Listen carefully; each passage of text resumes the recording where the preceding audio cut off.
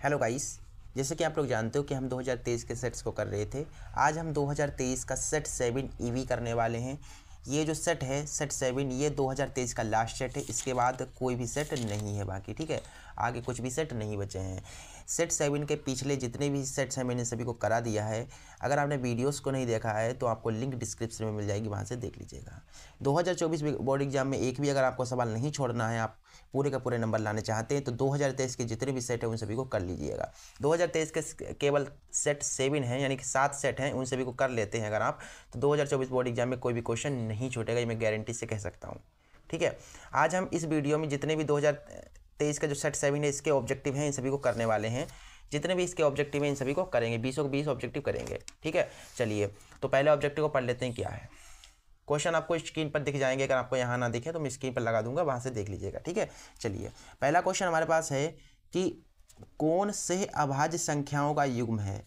हमें ये संख्याएं दी हुई हैं, इनमें से पूछा गया है कि कौन से सह अभाज्य संख्याएं होंगी। चलिए मैं पहले ऑप्शन ए को चेक करता हूँ। ऑप्शन ए है 18,25। ऑप्शन ए है 18,25, ठीक है। और बी ऑप्शन कौन सा है? बी ऑप्शन है 5,15, ठीक है। और जो सी ऑप्शन है वो है 7,21। और जो डी ऑप्शन है वो है हमारे पास 31,93। तो इसमें से मैं एक एक को चेक करूंगा और पता करूंगा कि कौन से सही अभाज्य संख्याओं का युग्म होगा, ठीक है। चलिए तो इसमें से मैं पहले ऑप्शन ए को देखता हूँ। यहाँ पर ऑप्शन ए हमारा है 18,25। तो सही अभाज्य संख्याएं वे होती हैं जिनका HCF 1 होता है, ठीक है। जिनका HCF 1 आए वो सही अभाज्य संख्याएं होती हैं। तो देखते हैं इनका HCF 1 आता है कि नहीं। अगर HCF 1 आ गया तो ये सही अभाज्य संख्याएं हो जाएंगी। चलिए पहली वाली 18 है तो इसका मैं गुणनखंड कर लेता हूँ, तो आएगा 2 9 18, 3 3 9 और 3 एकम 3।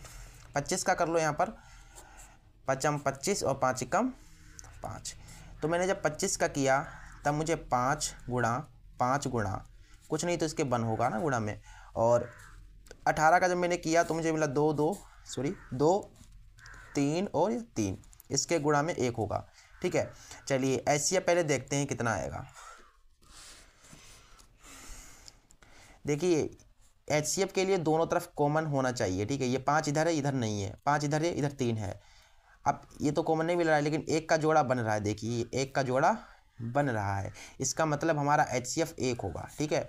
HCF पता होगा ना कैसे निकालते हैं। HCF वो होता है जो दोनों तरफ होता है, ठीक है। चलिए तो इसका HCF 1 आ गया, अर्थात ये हमारी 18 और 25 से अभाज्य संख्याएं होंगी। आई होप कि आपको ये क्लियर हो गया होगा।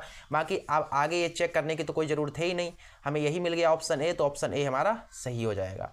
चलिए नेक्स्ट क्वेश्चन को देखते हैं क्या है। अगला क्वेश्चन है कि 144 के अभाज्य गुणनखंड में अभाज्य गुणनखंड की घातों का योग क्या होगा। चलिए इसको भी कर लेते हैं। 144 संख्या है,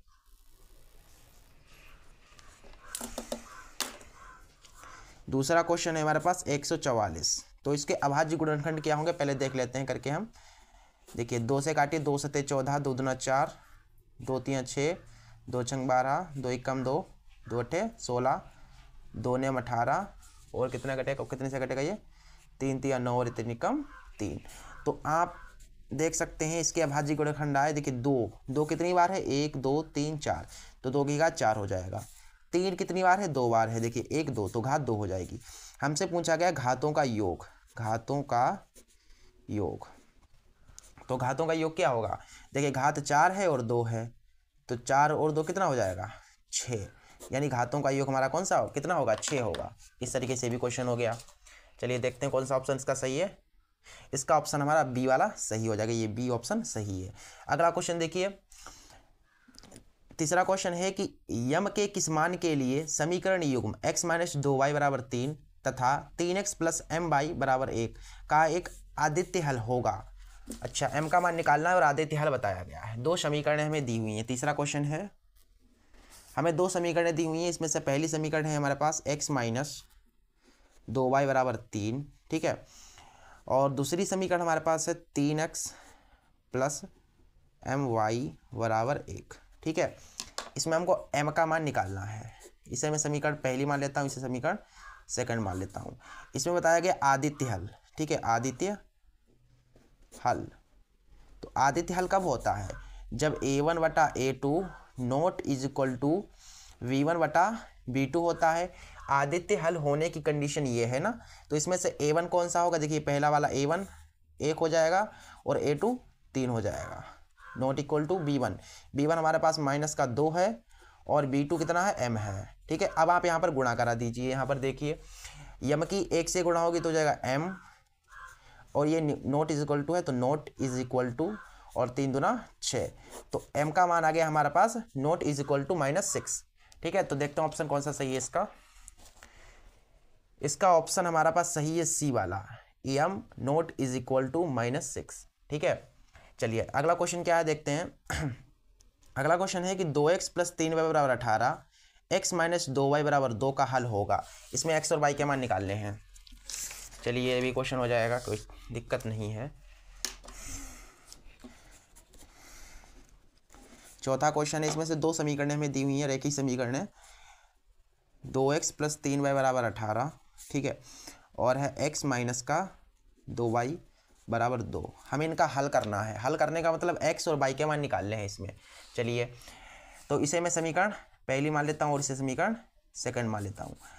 तो सबसे पहले मैं समीकरण सेकंड में 2 से गुणा करता हूँ जिससे कि बराबर हो जाए। तो लिख दो यहाँ पर समीकरण सेकंड में 2 से गुणा करने पर। गुणा क्यों करूँगा? क्योंकि 2 में यहाँ पर गुणा करूँगा तो ये 2 हो जाएगा, फिर आगे घटा देंगे कट जाएगा। तो इसमें 2 से गुणा करेंगे तो 2x माइनस इधर भी 2 दूना 4 और इधर 2 दूना 4, तो ये समीकरण हमारे पास हो गई थर्ड। अब आपने देखा कि समीकरण पहली वाली ये वाली और ये वाली बराबर आ गई है। जैसे x बराबर हो गया है तो हम घटा करके इन्हें काट कर y का मान निकाल सकते हैं। तो लिख दो यहाँ पर समीकरण फर्स्ट माइनस थर्ड, समीकरण फर्स्ट माइनस थर्ड। तो पहली हमारे पास कौन सी समीकरण है? पहली समीकरण है 2x + 3y = 18, और थर्ड है हमारे पास 2x - 4y = 4। अब आपको घटाना है तो घटाने पर चिन्ह चेंज हो जाएंगे। ये प्लस का है तो माइनस का हो जाएगा, माइनस है तो प्लस, ये प्लस है तो माइनस। प्लस माइनस ये कट गया, 4 प्लस के हैं और 3 भी प्लस के हैं तो प्लस प्लस प्लस हो जाएगा, 4 3 7y। यहाँ से करोगे तो कितना आएगा? 14 आएगा। तो y बराबर आ जाएगा 7 दूना 14, यानी y का मान आ गया हमारे पास 2। अब y का मान 2 है तो y का मान समीकरण फर्स्ट में रख दो, x का मिल जाएगा। फर्स्ट में रखो, सेकंड में रखो, थर्ड, किसी में भी रख दो, आपको y का मान सही मिलेगा। तो लिख दो यहाँ पर y का मान समीकरण फर्स्ट में रखने पर, y का मान समीकरण फर्स्ट में रखने पर, रख दो यहाँ पर समीकरण फर्स्ट कौन सी है हमारे पास? 2x + 3y, ये y है ना, तो y की जगह पर कितना रखना है? 2 रखना है, बराबर 18। ये हो जाएगा 2x + 3 दूना 6 = 18।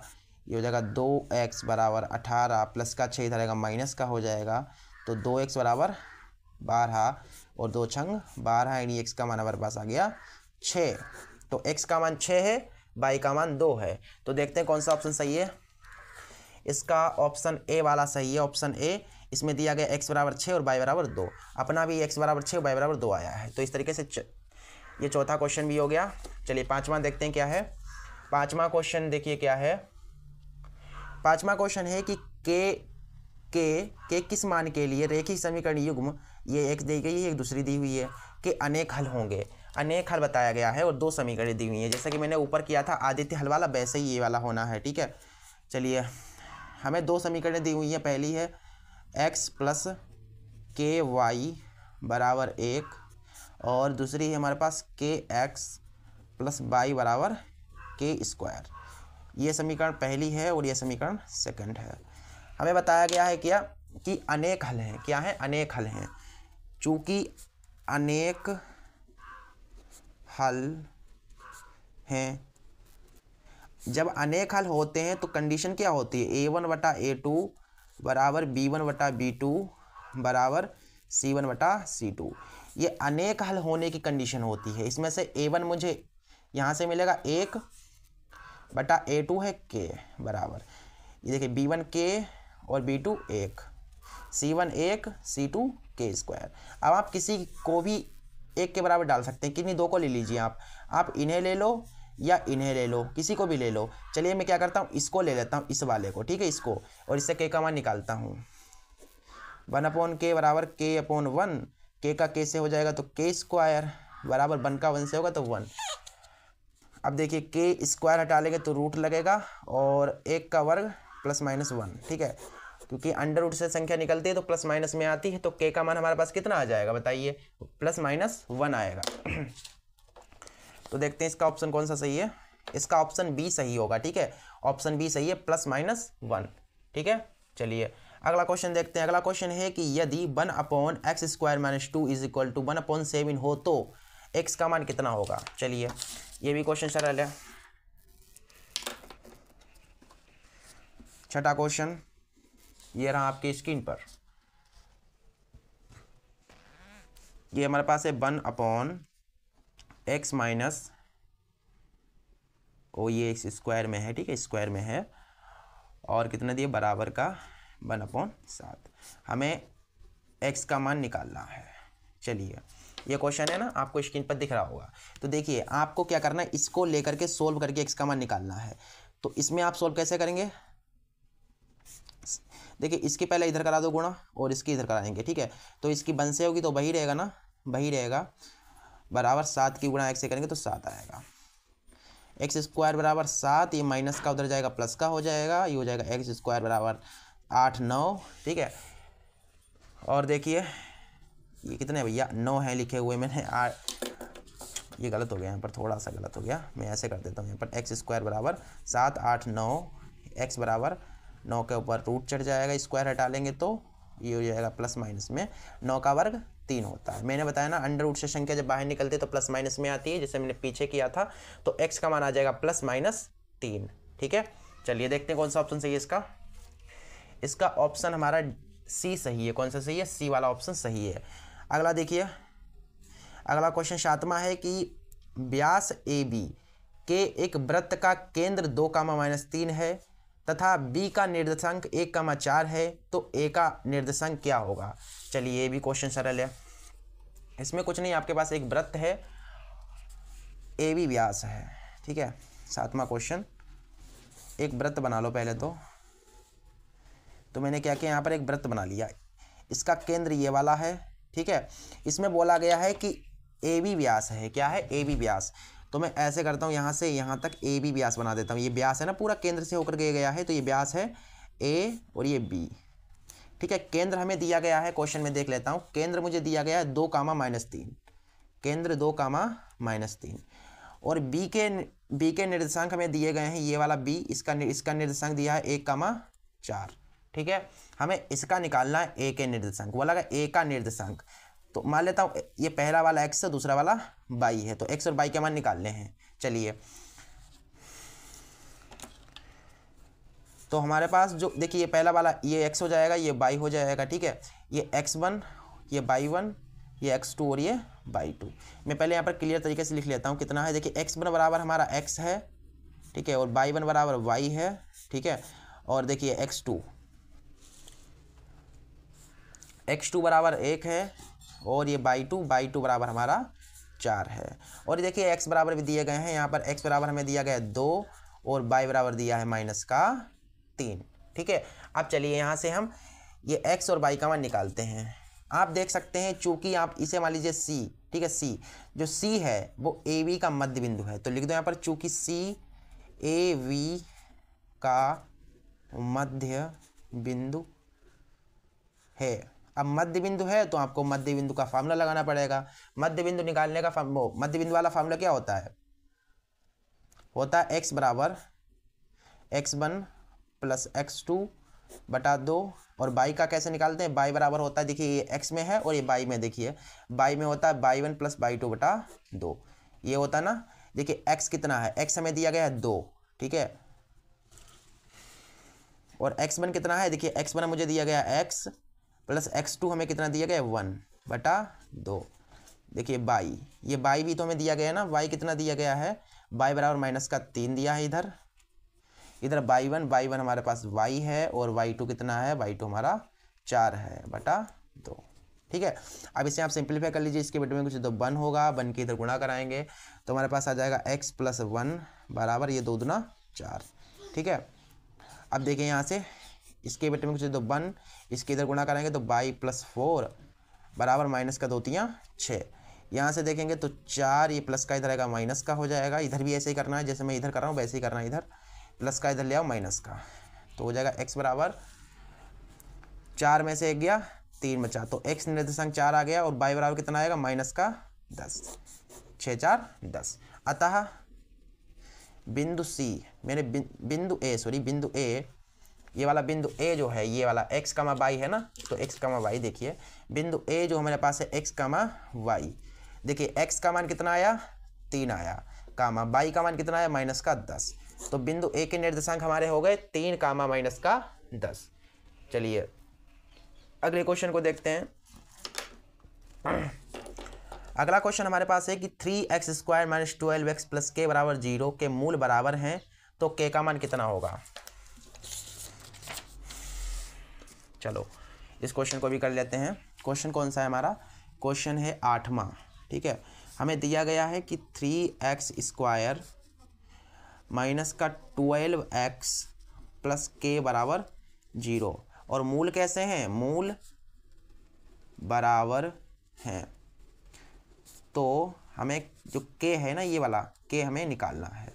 चलिए मूल बराबर हैं यानी d बराबर क्या होगा 0 होगा, d यानी विविक्त कर, तो आप d का फार्मूला क्या होता है, d यानी विविक्त कर निकालने का फार्मूला होता है b² - 4ac। ये पहला वाला a है, ये b है और ये c है। अब यहाँ से देखिए d कितना है 0, ये d 0 क्यों है, क्योंकि मूल बराबर हैं, जब भी बराबर मूल होंगे तो d का मान 0 होगा। ठीक है, अब d बराबर में फार्मूला लगा रहा हूँ, d की जगह पर 0, b कितना है माइनस का 12 है स्क्वायर माइनस 4a 3 है और c कितना है k है। अब यहाँ पर सोल्व कर दो, देखिए 12 × 144 4 × 12 k, ये हो जाएगा हमारे पास 12k बराबर 144, 12 बढ़ाइए में 144 यानी k का मान हमारे पास आ गया 12। ठीक है, तो k का मान कितना है 12 है। इस तरीके से ये भी क्वेश्चन होता है कंप्लीट। चलिए नेक्स्ट क्वेश्चन देखते हैं, इसका ऑप्शन ए, ये ऑप्शन ए वाला सही है। अगला क्वेश्चन है, इसको मैं ऐसे बताता हूँ, देखिए इधर देखिए,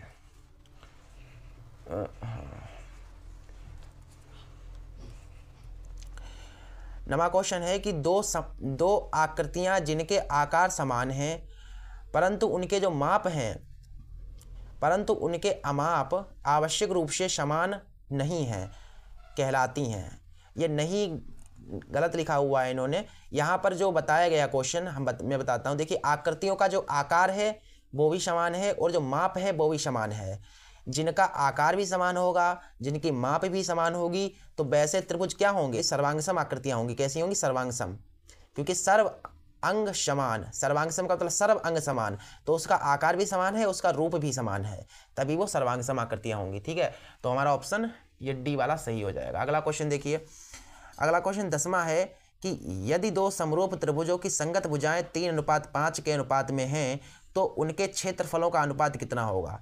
मैंने बताया अगर आपको भुजाएं दी हुई हों, दो समरूप त्रिभुजों की भुजाएं दी हुई हों और क्षेत्रफल पूछा जाए तो उनका आप स्क्वायर कर दीजिए। जैसे 3 का स्क्वायर करोगे तो 3 का स्क्वायर कितना होगा, 3 × 9 और 5 का स्क्वायर 25, तो हमारा ऑप्शन ए ये वाला सही हो जाएगा। ठीक है, जब भुजाएं दी जाएं और क्षेत्रफल पूछा जाए तो क्या करना है, स्क्वायर करना है। अगला क्वेश्चन देखिए, अगला क्वेश्चन है कि यदि किसी त्रिभुज की भुजाएं 3 सेंटीमीटर, 4 सेंटीमीटर और 5 सेंटीमीटर हों तो वो त्रिभुज कैसे होंगे। चलिए इसको मैं बताता हूँ आपको। हमारे पास एक त्रिभुज है, ठीक है, मान लीजिए ये मान लीजिए ए है, ये बी है और ये सी है। देखिए मुझे यहाँ पर एक भुजा दी हुई है, ये वाली 5 दी हुई है, इसे 5 मान लीजिए और इसे आप 4 मान सकते हैं, जो आपकी मर्जी हो, जिसे मानना हो। ठीक है, आप 5 इसे भी मान सकते थे, किधर भी कर सकते, कोई दिक्कत नहीं है। देखिए यहाँ पर क्या है, ए सी बराबर कितना दिया गया है, चूंकि ए सी बराबर हमारे पास 5 है, ए सी बराबर 5 है, दोनों तरफ वर्ग कर दो, दोनों तरफ इधर वर्ग करो तो हो जाएगा ए सी स्क्वायर बराबर 5 का वर्ग 25, इसे समीकरण पहली मान लो। और मुझे क्या देगा, ए बी बराबर दिया गया है, ए बी बराबर मुझे 4 दिया, इधर भी दोनों तरफ वर्ग कर दो, तो दोनों तरफ वर्ग करोगे तो कितना आएगा, 4 × 4 = 16, ये समीकरण सेकंड मान लो।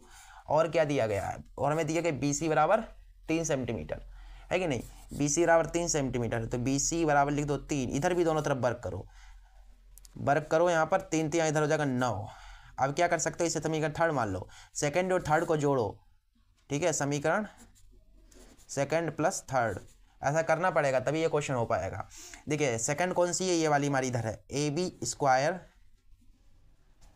प्लस, इधर देखिए लेफ्ट वाले लेफ्ट जोड़ दो और राइट वाले राइट के साइड राइट जोड़ दो, ठीक है। AB square plus BC square बराबर, इधर हमारा 16 और इधर हमारा 9, तो AB square plus BC square बराबर 16 9 कितने हो गया, कितना हो गया 25 हो गया। यानी कि आपने देखा यहाँ पर AB square plus BC square, देखिए ये 25 किसके बराबर है, देखिए 25 AC स्क्वायर के बराबर, तो 25 की जगह पर यहाँ पर मैं क्या लिख सकता हूँ, AC स्क्वायर लिख सकता हूँ क्योंकि ये बराबर है। तो यहाँ पर 25 की जगह पर मैं क्या लिख दूंगा, AC स्क्वायर लिख दूंगा, तो यहाँ पर लिख दो AC स्क्वायर। अतः आप देख सकते हैं कि एक भुजा का स्क्वायर दोनों भुजाओं के स्क्वायर के योग के बराबर है।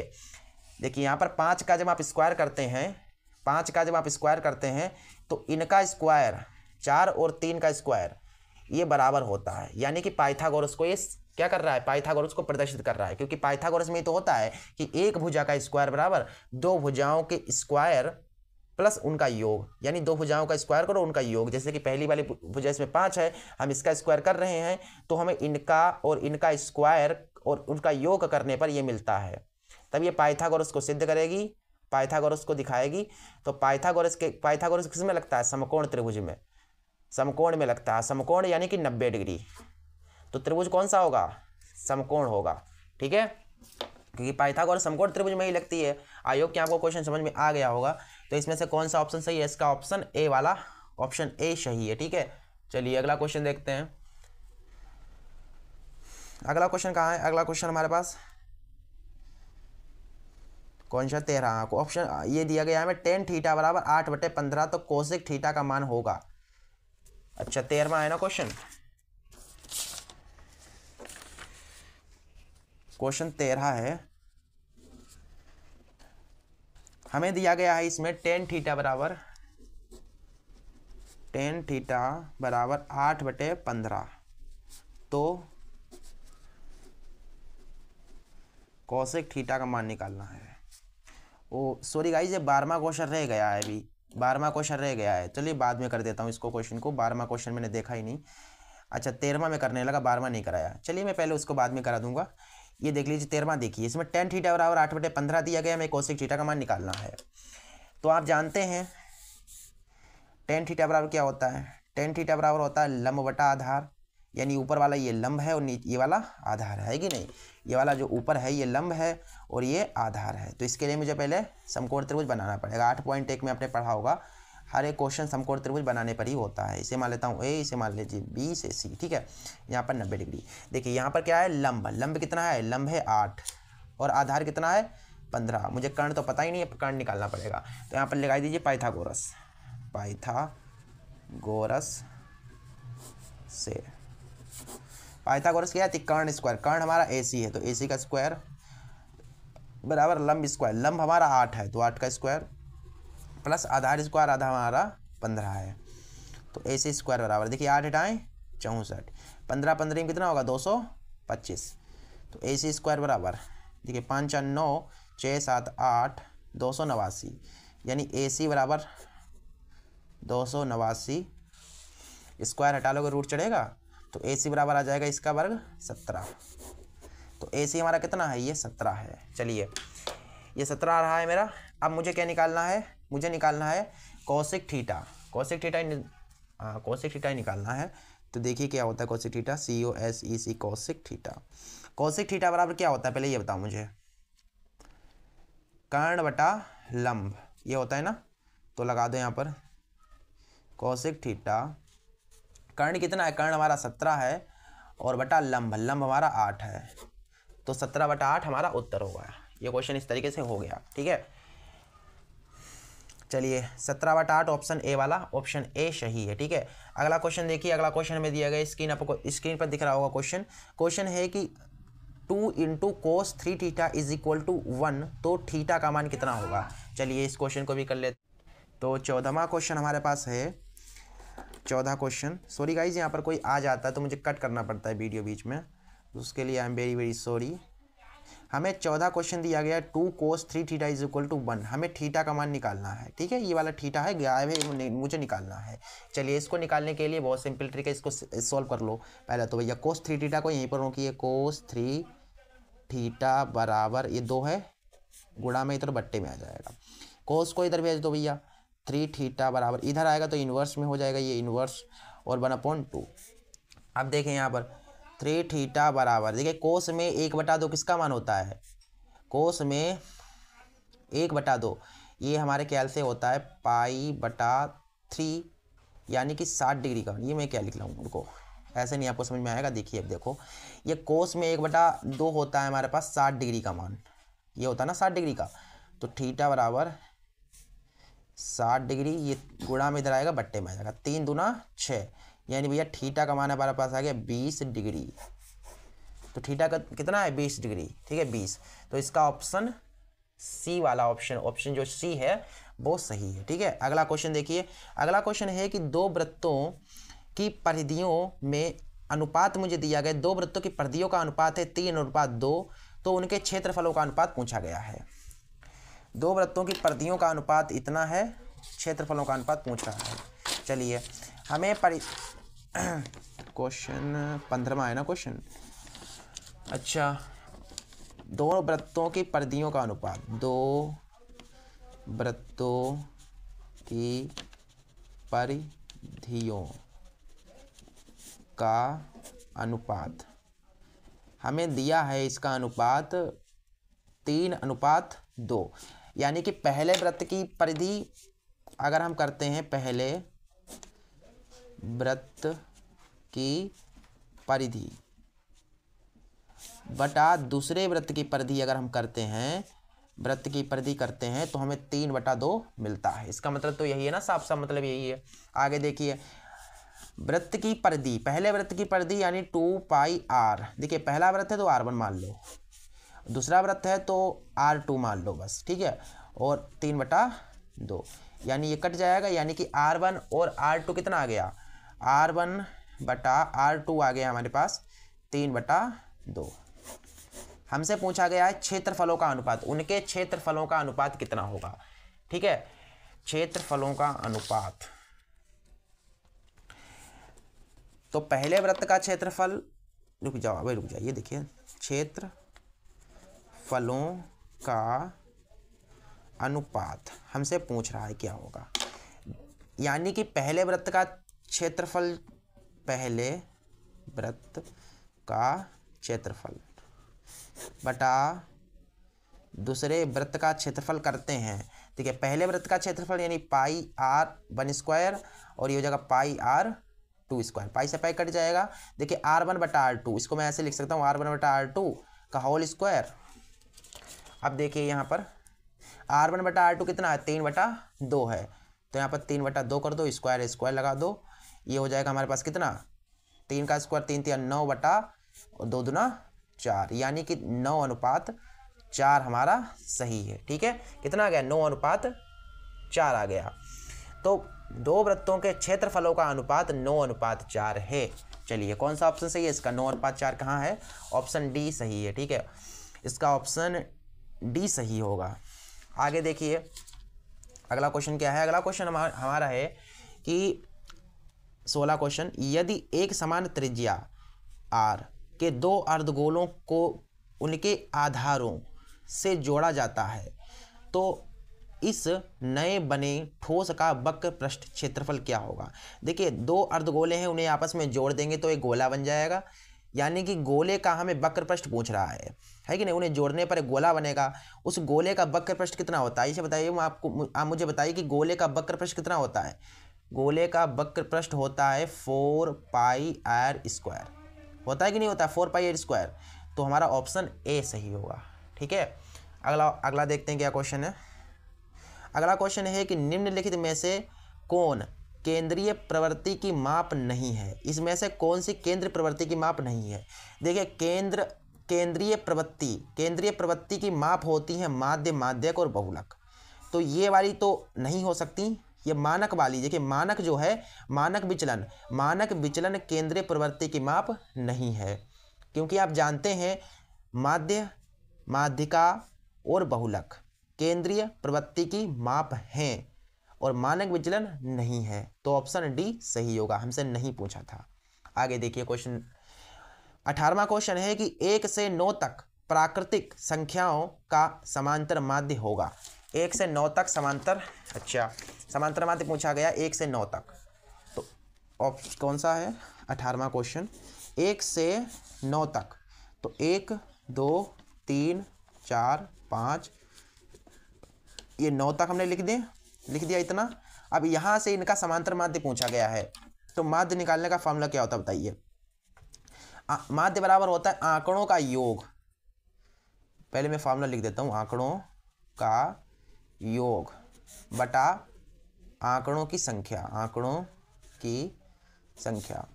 देखिए आंकड़ों का योग, ये आंकड़े हैं, इनका योग करो पहले, तो इनको योग में लिखो।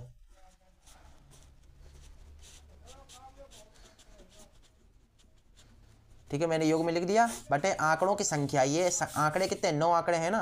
अब इन्हें जोड़ करके आप भाग दे दो। देखिए इन्हें जोड़ेंगे तो कितना आता है?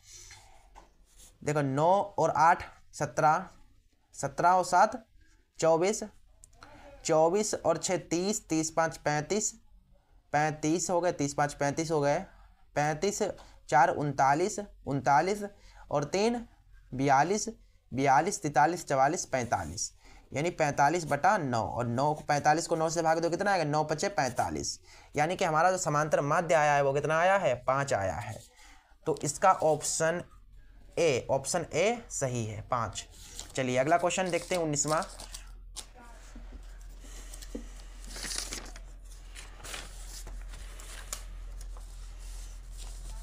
देखिए 19वां क्वेश्चन क्या है? 19वां क्वेश्चन कह रहा है कि यदि किसी बारंबारता बंटन की माध्यिका 16 है, माध्य 15 है, तो उसका बहुलक कितना होगा? अच्छा चलिए इसको भी कर लेते हैं।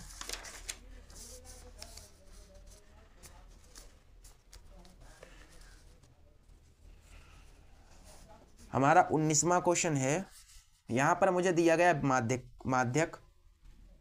माध्यक या माध्यिका 16 दिया है और माध्य दिया गया है, माध्य है 15।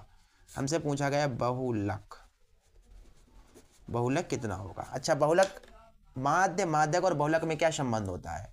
आप जानते हैं ये संबंध होता है बहुलक बराबर 3 माध्यक माइनस 2 माध्य, यही तो होता है ना संबंध। बस इसमें रख दो मान। अब देखिए बहुलक बराबर 3 माध्यक, माध्यक कितना है भैया? माध्यक हमारे पास है 16 माइनस 2 माध्य हमारा 15, 16 कितना हो जाएगा? 48, 15 दूनी 30, घटाने पर मुझे मिलेगा 18। तो बहुलक कितना आ गया? बहुलक हमारा आ गया 18। तो इसका ऑप्शन हमारा बी सही होगा, option B is the right answer, 18। ठीक है, अगला क्वेश्चन है कि प्रथम 10 प्राकृतिक संख्याओं का, देखिए प्रथम 10 प्राकृतिक संख्याओं की माध्यिका क्या होगी? अच्छा पहली 10 जो प्राकृतिक संख्याएं उनकी माध्यिका पूछा गया है। तो पहली 10 प्राकृतिक संख्याएं, चलिए भाई देखते हैं, ये 20वां जो क्वेश्चन है इसको भी कंप्लीट कर लेते हैं। हम पे बोला गया प्रथम 10 प्राकृत संख्याएं, प्रथम 10 प्राकृत संख्याएं चलिए पहली 10 प्राकृत संख्याएं कौन सी होती हैं? आप जानते हो 1 2 3 4 5 6 7 8 9 और 10, ये क्या है? हमारी प्राकृत संख्याएं हैं। हमसे पूछा गया माध्यिका क्या होगी? माध्यिका हमसे पूछी गई है। अच्छा ये 1 2 3 4 5 6 7 8 9 10, अच्छा ये आंकड़े कैसे हैं? सम हैं। आंकड़े कैसे हैं? सम हैं। तो सम जब आंकड़े होते हैं तो फार्मूला कौन सा लगता है माध्यिक निकालने का? ये आंकड़े सम हैं तो सम के लिए